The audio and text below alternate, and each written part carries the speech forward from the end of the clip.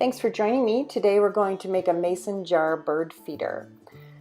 The supplies that you're going to need include a mason jar that has a handle.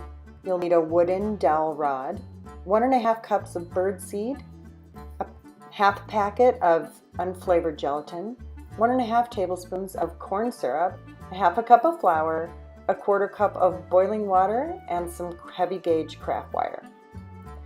Start by pouring your boiling water into a deep bowl.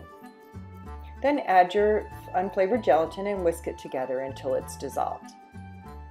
Now you want to add the corn syrup in and continue mixing until it's completely combined.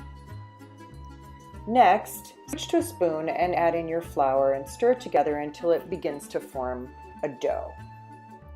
Now you can add this mixture to the bird seed, also in a shallow bowl.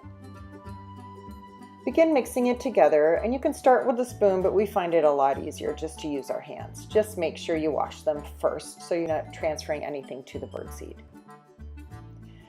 Now start adding this mixture to the jar. When you get about 1/3 full, add the dowel rod in and begin packing the rest of the bird seed mixture around the rod.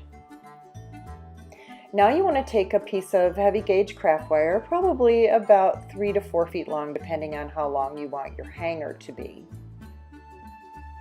And start by wrapping the first end. You want to wrap both ends around the handle. So start by wrapping the first end around the handle until it's done, and then wrap the second end around the handle. And this will leave you with a nice loop to hang it from the tree.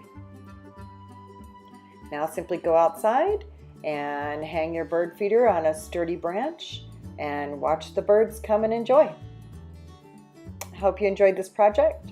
Please visit craftsbyamanda.com for more garden and all sorts of other projects. Have a great day.